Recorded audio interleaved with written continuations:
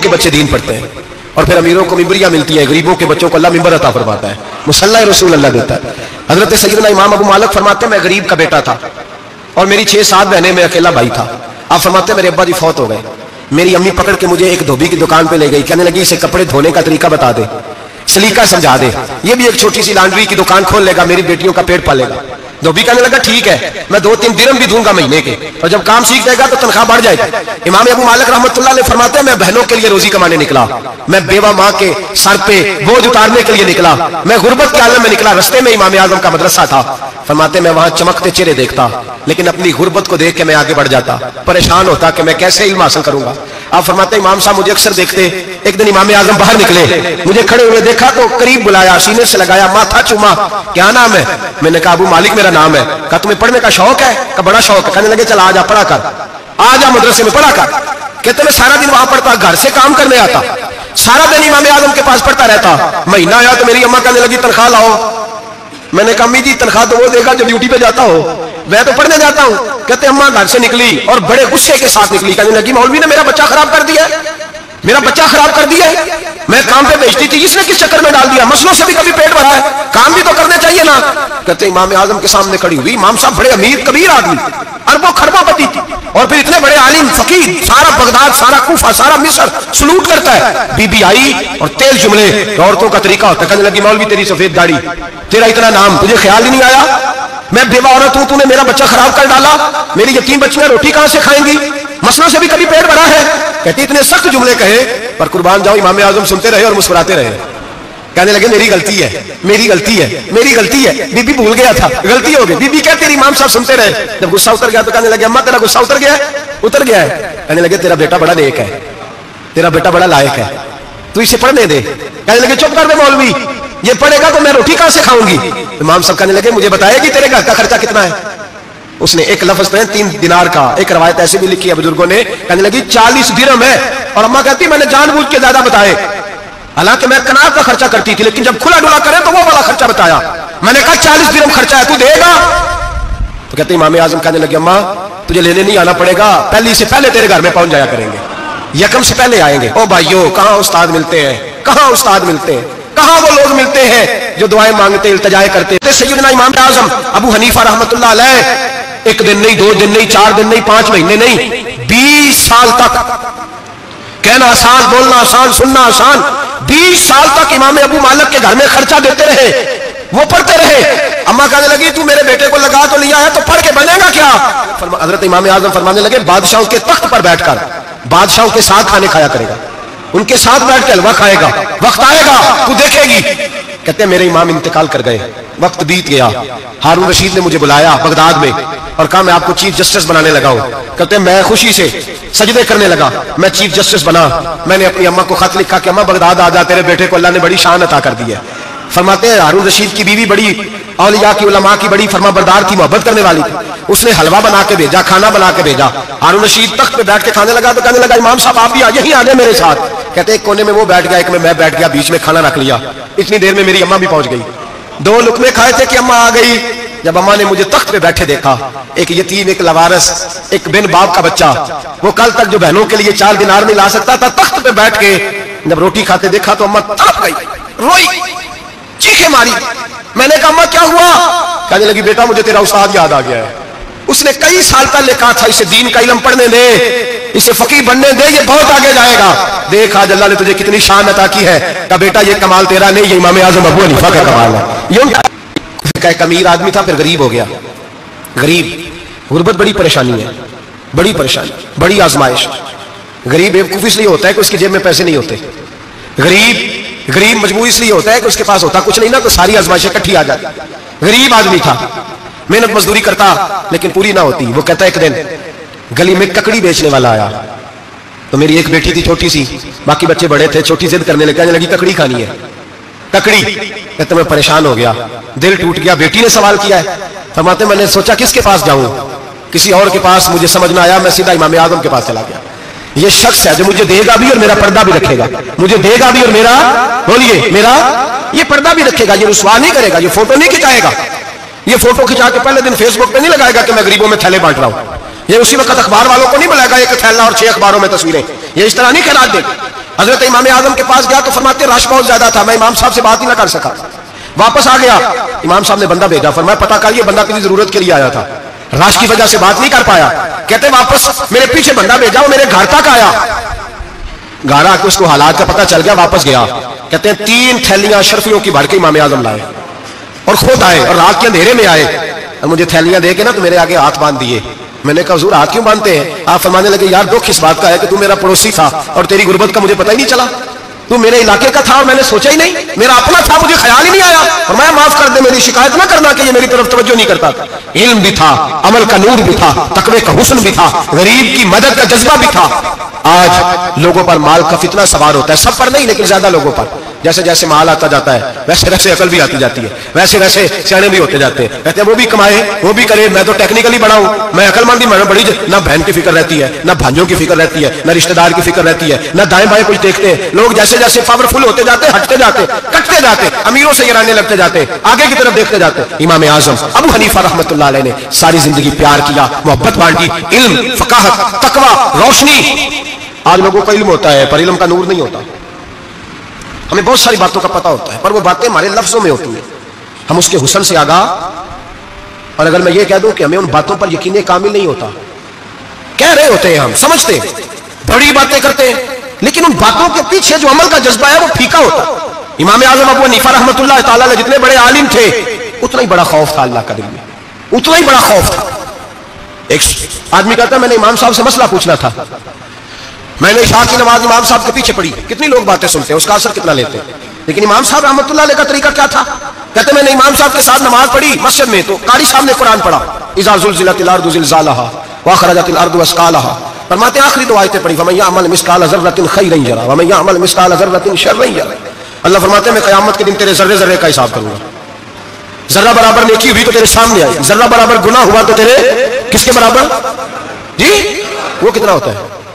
ریت کا 1 ذرہ، اس کے برابر بھی گناہ ہوا تو تیرے سامنے، یہ اللہ کہہ دیا ہے، تو ایسا انشاءاللہ ہو کے رہے گا، اللہ ایک دفعہ دکھائے گا۔ دعا فرمائے اللہ ہمیں معافی عطا فرمائے، اللہ ہم سے درگزر فرمائے، اللہ ہمیں بخشے ہوئے میں شامل فرمائے۔ یہ آیت امام صاحب نے سنی تو کہتے ہیں میں نمازی سارے چلے گئے تو امام صاحب بیٹھے اور یوں نہ اپنی داڑھی پکڑ لی، چراغ ٹمٹما رہا، کہتے ہیں داڑھی پکڑ لی اور امام صاحب بیٹھے۔ میں نے کہا کہ کسی محویت کے عالم میں ہے، سوچ میں، چلے میں تھوڑی دیر میں آتا ہوں۔ کہتے ہیں میں 2 گھنٹے کے بعد آیا تو امام صاحب ایسے بیٹھے داڑھی پکڑی ہوئی، میں نے کہا ٹھہر کے آتا ہوں، میں پھر 1-1.5 گھنٹے کے بعد گیا تو ویسے بیٹھے۔ کہتے ہیں تہجد کا وقت ہو گیا، میں مسجد میں گیا تو چراغ ٹمٹمانے لگا، ختم ہونے کے قریب آ گیا، امام صاحب بیٹھے، اب میں نے دیکھا کہ آنکھیں آنسوؤں سے بھری ہوئی ہیں اور اپنی داڑھی پکڑ کے کھینچ رہے ہیں اور کہتے ہیں یا اللہ تو اگر ذرے ذرے کا حساب لے گا تو ابو حنیفہ تو الجھ جائے گا، اے اللہ تو ذرے ذرے کے بارے میں پوچھے گا تو میں تو نہیں جواب دے سکتا، خدا بندہ اس طرح کر، میرے ان سفید بالوں پہ رحم کھا، اے اللہ میرے بڑھاپے پہ مہربانی فرما، مجھ سے نہ ذرے ذرے کا پوچھنا، میں بڑا کمزور ہوں، میں نہیں جواب دے سکتا، مولا مجھ سے درگزر والا معاملہ کر۔ کہتے تڑپ رہے امام صاحب، فجر کی اذان ہوئی تو امام صاحب نے دائیں بائیں دیکھا، میں پیچھے کھڑا تھا، میں نے کہا حضور ساری رات ہی گزر گئی، آپ ایک آیت سن کے پریشان رہے اور میں روزانہ 20 تقریریں سنتا ہوں، درجنوں حدیثیں سنتا ہوں، مجھے تو اثر نہیں ہوتا۔ آپ فرمانے لگے مجھے تیرے معاملے کا نہیں پتا، لیکن مجھے اگر تو نے دیکھ لیا ہے تو کسی کے ساتھ ذکر نہ کرنا مجھے، اور فرمانے لگے پھر تو نیک آدمی ہوگا، تجھے نہیں خیال آتا، تو میں تو جانتا ہوں من آنم کے من دانم، پتہ سارا ہے سردار دو کی دیا، میں تو جانتا ہوں نا، مجھے خبر ہے، لہٰذا میں نہیں حساب دے سکتا، تیرا نہیں مجھے پتا۔ جتنا میرے بھائی علم زیادہ اتنا خوف بھی، حضرت عبداللہ ابن مسعود فرماتے ہیں زیادہ باتیں کرنے والا عالم نہیں ہوتا، اللہ سے زیادہ ڈر جانے والا عالم ہوتا ہے۔ جو آدمی لمبی چوڑی گفتگو کرے وہ فقیہ نہیں، وہ اللہ سے ڈرنے والا نہیں، بلکہ جس کو وہ بات کرے تو تھوڑی کرے، ڈر کے کرے، خوف کے ساتھ کرے، اللہ کی خشیت جس کے دل میں ہو وہ بڑا عالم ہوتا ہے۔ حضرت امام اعظم ابو حنیفہ رحمۃ اللہ علیہ مالدار تھے اور اپنے مال میں سے حصے نکالتے تھے، امام سے فرمایا کرتے تھے میں نے چند 1000 درہم رکھ دیے، حضور کس لیے؟ فرمایا لوگوں کو قرضہ دینے کے لیے۔ نبی پاک صلی اللہ علیہ وسلم نے فرمایا قرضہ لینے والے کو منع کیا ہے، فرمایا قرضہ ایک قید ہے، بغیر مجبوری کے نہ لینا۔ اب لینے والے بھی احتیاط نہیں کرتے، فٹافٹ قرضے کے پیچھے بھاگتے، بڑی مجبوری ہو تو قرضہ لیں، فرمایا مقروض قیدی ہوتا ہے، قرضہ لینے سے بچو۔ اور دینے والے کو کیا کہا؟ فرمایا اگر سامنے والا تنگ دست ہو نا، تنگ دست، تو اسے مہلت دو، جتنی تم مہلت دو گے اللہ اتنے پیسے روز صدقہ کرنے کا ثواب عطا فرمائے۔ نبی پاک نے کیا فرمایا؟ حضور نے فرمایا تجھے پتہ چل جائے کہ تنگ دست ہے تو مہلت دے، جتنے دن تو اس سے پیسے نہیں لے گا اتنے پیسے روز صدقہ کرنے کا ثواب دیا جائے۔ اب لوگ جو تگڑی موٹے مگرمچھ ہیں ان کو مہلت دیتے ہیں، کہتے ہیں جا جی تھوڑا بدل لے، پھر کہتے ہیں نہیں آپ بتائیں آپ کیسے دے سکتے۔ اور ماڑا بندہ انہیں 2000 دینا ہے دکان کا، اس کو دکاندار کہتا ہے کل سائیکل لے کے تب گزرنا، میرے آگے سے اگر پیسے دینے ہیں تو میں نے سائیکل رکھ لینا، डरना चाहिए अल्लाह पाक। हमें पता होता है सामने वाला गरीब है, तंग दस्त है, मजबूर है, मोहलत देनी। इमाम साहब कहते हैं मैंने कुछ पैसे रखे हुए थे, पास मंजर ये था कि गरीब लोग आते हैं तो मैं उनकी मदद करूंगा। इमाम आज़म अबू हनीफा ने एक बंदे से पैसे लेने थे और हाल ये था कि आप धूप में खड़े थे, साथ उस बंदे का मकान था। लोगों ने कहा हज़रत दीवार के साए में हो जाए, फरमाने लगे इससे पैसे लेने हैं, अगर साए में खड़ा हुआ तो सूद में शुमार हो जाएगा, मैं इससे फायदा नहीं ले सकता। एक बंदे से कर्जा लेना था, वो आपको देख के गली और दूसरी गली में चला गया, रास्ता बदल गया और छुप गया। इमाम साहब रोने लगे, कहने लगे अल्लाह मैं इतना बुरा हो गया हूं कि तेरे बंदे मुझसे छुपने लगे, उसको ढूंढ के लाए, क्यों छुपता? कहा हुजूर आपके पैसे देने हैं। आपने फरमाया जा, मैंने अल्लाह की रजा के लिए माफ किए, आज के बाद छुपना ना, इसलिए मैं नहीं चाहता कि तुझे कोफ्त हो, तू मेरी तरफ देख के छुपने लगा है, मेरी तरफ देख के। गरीब तो भाई गलियों में घुसते फिरते हैं कि कोई बंदा मिल ना जाए, मकरूज आदमी, पता उस वक्त चलता है जब खुदकुशी कर गया, पता उस वक्त चलता है फिर लोग आते हैं उसके बच्चों को कहते हैं फिक्र ना करना हम तेरे साथ है, उसके साथ होना था, इनका साया बच जाता। अब आए हो इमाम आज़म अबू हनीफा रहमतुल्लाह ताला अलैह लोगों को सहूलत देते, आसानी देते, प्यार करते, मोहब्बत करते। हम लोगों का मिजाज ऐसा नहीं है, हमारी अखलाकियात के अंदर वो हुस्न नहीं जो हमारे बुजुर्ग हमें दे के गए। और फिर छोटी छोटी बातों में हुकूकुल इबाद का ख्याल करते, छोटी छोटी बातों। हम तो गाली दे के भी कहते हैं ना, चल क्या हो गया, गाली दी है ना। मैंने देखा है साइकिल वाले की टक्कर अगर पजारों वाले के साथ हो जाए तो माफी साइकिल वाले ने मांगनी है, क्योंकि वो साइकिल पे बैठा है ना, उसकी गलती ये है कि वो साइकिल पे बैठा है, माफी साइकिल वाले ने मांगनी है, पजारों वाला नहीं मांगेगा। हो सकता है साइकिल वाला उठ के कहे जनाब मुझसे गलती हो गई, मुझे पता ही नहीं था कि आप थे, वरना मैं आपके आगे ना आता। साइकिल वाला मजबूर है क्योंकि उसके पास पजारो नहीं, और पजारो वाला तो शीशा नहीं नीचे करता, कहता धूप आएगी, गाड़ी बड़ी मुश्किल से ठंडी की है, नीचे उतर के मुलाजिम कहता है इसको पूछो अगर 200-400 का नुकसान हुआ तो 500 दे दो। मिजाज है इमाम आज़म अबू हनीफा रहमतुल्लाह अलैह, आलिम, हुकूकुल इबाद का छोटी छोटी। आपके शागिर्दों में से किसी के चेहरे पर शिकन आता तो 20 बार पूछते कोई परेशानी है मेरे बेटे को, क्या हो गया? सारी जिंदगी सायादार शजर की तरह गुजारी, सारी जिंदगी शागिर्दों पर, मुरीदों पर मोहब्बत का सायबान रहा, ठंडी छांव रही इमाम साहब की। इमाम आज़म अबू हनीफा रहमतुल्लाह ताला अलैह गली से गुजर रहे थे, लकड़ी के जूते पहना करते थे, खड़ाओ। एक नौजवान बच्चे के पैर पे पैर आ गया तो कहने लगा इमाम अल्लाह से डर जा। ये लफ्ज गए तो इमाम साहब की चीख ही निकल गई, कई घंटे बेहोश रहे। लोगों ने कहा हुजूर क्या हुआ? फरमाने लगे तुमने सुना नहीं, छोटे छोटे जवान भी कहते हैं कि अबू हनीफा अल्लाह से नहीं डरता, अल्लाह की मखलूक कहते हैं नहीं डरता। अगर ये कह रहे हैं तो मेरा क्या बनेगा? कई दिन रोते गुजर गए, लोग उस बच्चे को लाए, आगे कहने लगा हुजूर आप तो परेशान हो गए, मैंने तो मुहावरतन कहा था कि आप अल्लाह से नहीं डरते। फरमाने लगे बेटे मुझे मुहावरों का नहीं पता, जब रब के खौफ का नाम आता है तो जुमले सीधे मेरे दिल से जाके टकराते, सीधे दिल से जाके टकराते। गली से गुजर रहे, लकड़ी के जूते पहने, खड़ा हो, बारिश है, कीचड़ है, एक दीवार के करीब से गुजरे तो थोड़ा सा कीचड़ उड़ के ना तो दीवार पे पड़ गया। यहाँ ट्राली वाला सारी दीवार तोड़ जाता है और कहता है चलो मैंने कौन सा जानबूझ के किया है। यहाँ लोगों का घर तोड़ जाते हैं, कहते हैं चलो बताओ कितना खर्चा आया था। फौरी तौर पे लोग मानने को तैयार ही नहीं। इमाम साहब के पैरों से, ये बारीकी समझिए, हुकूकुल इबाद का मसला है, जो जानने वाले होते थे उनका ये तर्ज जिंदगी था। कीचड़ उड़ा पैरों से और एक आदमी की दीवार पे पड़ गया। इमाम साहब खड़े हैं, सोच रहे करूं तो क्या करूं। शागिर्द साहब हजरत जी क्या परेशानी है? आप फरमाने लगे मैंने उसकी दीवार गंदी कर दी है, साफ ना करूं तो भी जुल्म है, और अगर साफ करूं तो दीवार कच्ची है, जब साफ करूंगा तो कुछ मिट्टी उतर जाएगी, तो किसी के घर की मिट्टी उतारना यह भी जुल्म है। अब मैं दो परेशानियों में उलझ गया हूं, किधर जाऊं? कहा हजरत जी फिर फरमाया इसके दरवाजे पर दस्तक दो। दरवाजे पर दस्तक दी तो जो बंदा बाहर आया वो मजूसी था, आग की पूजा करने वाला था। इमाम साहब कहने लगे मुझे जानते हो? कहने लगे हुजूर सारा कूफा जानता है, सारा बगदाद जानता है, सारी दुनिया जानती है आप मुसलमानों के इमाम हैं, लोग जानते हैं। आपने फरमाया यार मुझसे गलती हो गई है। वो क्या? आप फरमाने लगे मैं अपने अंदाज में गुजर रहा था, बूढ़ा आदमी हूं, ख्याल नहीं आया, थोड़ा कीचड़ उड़ के तेरी दीवार पे लग गया है। मेरे भाई ये कोई फरिश्ते थोड़ी थे, यही जमीन पर बसने वाले लोग, एहतियात वाले लोग थे। हम लोगों ने पता नहीं अपना मिजाज इतना सख्त क्यों बना लिया है। कितने लोगों को लताड़ के, कितनी पगड़ियां उछाल के, कितने हुकूकुल इबाद ज़ाया करके भी हम उसी तरह के मुतमईन है। कहां से तसल्ली लाते हैं हम? कहां से अपने आप को ठंडक देते हैं? कैसे अपने आप को हम सुकून दे लेते हैं किसी को तकलीफ देके? किस तरह सुकून की नींद आती है जब कोई परेशान होता? क्यों हमारा दिल पत्थर हो गया? आला हज़रत फरमाया करते थे जा किसी से जाके इलाज करा, तेरे सीने में जो दिल धड़क रहा है वो सख्त हो गया, जा किसी से जाके इसकी दवाई खा, तुझे ख्याल ही नहीं आता तड़पते लोगों को देखकर, जा जाके इलाज करा, अगर ऐसे ही मर गया तो हालात तेरे हक में अच्छे नहीं होंगे। हजरत इमाम साहब तड़प रहे हैं और उस शख्स के सामने आहोजारी कर रहे हैं जो मजूसी भी है, गरीब भी है, कच्चे घर में रहता है। फरमाया यार बताओ क्या करूं? इमाम साहब बातें कर रहे हैं तो वो आदमी हैरत में खो गया। کبھی دیوار دیکھتا, کبھی اپنا آپ دیکھتا, کبھی امام صاحب کو دیکھتا, دائیں بائیں دیکھتا, پسینے آنے لگے, پتہ نہیں کیا سوچوں کا مد و جزر چلنے لگا, کہاں بات گئی, کہاں تک اس کی سوچ گئی, کہاں پلٹ کے آئی. کہنے لگا امام صاحب میں تو چوک میں رہتا ہوں, روزانہ پتہ نہیں کتنی گاڑیاں مٹی برسا جاتی ہیں, کبھی کوئی نہیں آیا, آپ کو کیا ہوا؟ آپ فرمانے لگے مجھے کسی کا نہیں پتا, مجھے تو میں نے جو قرآن حدیث پڑھا ہے مجھے تو ڈر آ رہا ہے, مجھے بتا تو معافی دیتا ہے کہ نہیں, تیری دیوار صاف ہوگی کہ نہیں. کہنے لگا حضور دیوار کو چھوڑے, پہلے کلمہ پڑھائے, میرا دل تو صاف کر دے. کہنے لگا اتنا میٹھا دین, اتنا پیارا دین, اتنا خوبصورت دین کہ غریب کی دیوار پر کیچڑ لگ جائے اور آپ کو اتنی تکلیف ہو, میں اس دین سے دور کیوں ہوں؟ یہاں روز یورپ کہتا ہے کہ مسلمان جھوٹی شادیاں کرتے ہیں, دنگا فساد کرتے, نیشنلٹی لینے کے لیے جھوٹ بولتے, جانے کس کس قسم کے لوگ پاپڑ بیلتے, کس کس طرح اپنا ایمان بیچتے, کیا انداز ہم اختیار کرتے. ہمارے کردار نے لوگوں کو مذہب اور دین کا باغی بنا دیا. ہمارے بزرگوں کا طریقہ یہ تھا کہ چھوٹی چھوٹی باتوں کا خیال کرتے, چھوٹی چھوٹی باتوں کا. بہت بڑے عالم تھے, یہ ساری نیکیاں تو ان کی سماجی تھی, فلاحی تھی, ان کی معاشرت کی نیکیاں تھی, دنیا داری. لیکن جو ان کا باقی کا معاملہ تھا, 4 لوگ ایسے ہیں جو ہمیشہ قرآن پاک ایک رات میں پڑھا کرتے تھے. ان میں پہلا نام حضرت عثمان غنی کا ہے, پورا قرآن پاک. دوسرا مولا علی شیر خدا کا ہے.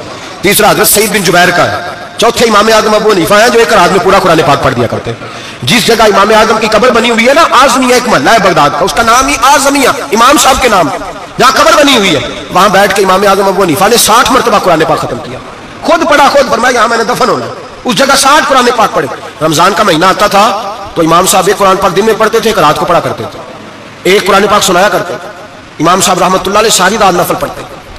لوگ کہتے ہیں کہ امام صاحب کی رات نماز کے لیے کھڑے ہوتے تو ایک رکعت میں 15 سپارے پڑھتے, تو لوگ کہتے تھے یہ ابو حنیفہ نہیں, یہ تو کسی نے پلر کھڑا کر دیا, یہ تو کوئی ستون ہے, رکوع ہی نہیں کرتا, پورے 15 سپارے. یہاں تو ابھی تراویح آئیں گی, لوگ پہلے سے کہنے لگ گئے بڑی گرمیوں کے روزے, بڑی گرمیوں کے روزے, اور آ تو لینے دے بھائی, پہنچ تو لینے دے رمضان شریف کو, اللہ بڑا مہربان ہے, ہر چیز کو بدلنے پہ قادر ہے. پہلے سے لوگ تیاری کر رہے ہیں, مسجدیں ڈھونڈیں گے جائے اسی اچھا ہو, قرآن جلدی پڑھا جائے, ڈھونڈ کے. امام صاحب رحمۃ اللہ تعالیٰ علیہ, اور میں اکثر کہا کرتا ہوں, میں کہتا ہوں تو تراویح میں کھڑا نہیں ہوتا, پاسپورٹ کے دفتر کھڑا ہو جاتا ہے 2 گھنٹے, شناختی کارڈ کے دفتر تو 3 گھنٹے کھڑا ہو لیتا ہے. یہ تیرا ظلم ہے اپنی ذات کے ساتھ کہ تجھے قرآن کے لیے کھڑا نہیں ہوا جاتا, دنیا داری کے لیے کھڑا. وہ پروجیکٹر کرانے جائے تو چاہے تجھے 4 گھنٹے لائن میں کھڑا ہونا پڑے, وہاں تو کھڑا ہو لیتا ہے. اللہ سے ڈر, اپنی تھوڑی سی دنیا داری کے لیے سارا کچھ کر لیتا ہے.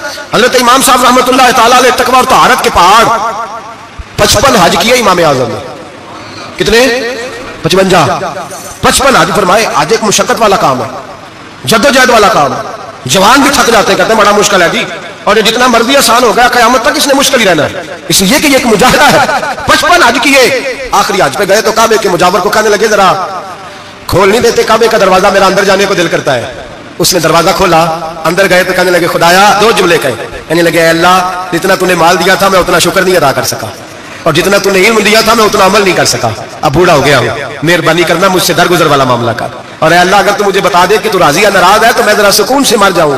کہتے ہیں کعبے کی دیواروں سے آواز آنے لگی, ابو حنیفہ تیرا رب تجھ سے بڑا راضی ہے. داتا گنج بخش علی اجمیری جیسا بابا 1000 سال پہلے لکھ کے گئے کشف الماجود میں, داتا صاحب نے لکھا ہے 1000 سال پہلے کشف الماجود میں. داتا صاحب فرماتے ہیں میں حضرت بلال کی قبر پہ حاضری دینے گیا, یعنی 1000 سال پہلے کے مسلمان بھی قبروں پہ مزاروں پہ جایا کرتے تھے. داتا صاحب لکھتے کہتے ہیں ملک شام میں حضرت بلال حبشی کی قبر پہ حاضری دینے گیا, میں قبر پہ حاضری دے کے تو ساتھ لیٹ گیا, میری آنکھ لگ گئی, مجھے خواب میں نبی پاک کا دیدار نصیب ہوا, گویا حاضری حضرت بلال کی, اور برکت یہ کہ وہاں مجھے مصطفیٰ کا دیدار نصیب ہو رہا ہے. فرماتے ہیں نبی پاک میری خواب میں آئے, حضور نے ایک بوڑھے بابے کے گلے میں ہاتھ ڈالا ہوا ہے اور اپنے ساتھ چلا رہے ہیں. میں نے عرض کی یا رسول اللہ یہ کون ہے؟ تو نبی پاک نے فرمایا یہ تیرا امام اعظم ابو حنیفہ ہے. فرماتے ہیں مجھے سمجھ آ گئی کہ امام اعظم بھٹک اس لیے نہیں سکتے کہ انہیں رسول پاک نے سارا عطا فرمایا ہے, وہ بھٹک اس لیے نہیں سکتے کہ نبی پاک نے انہیں سارا دیا.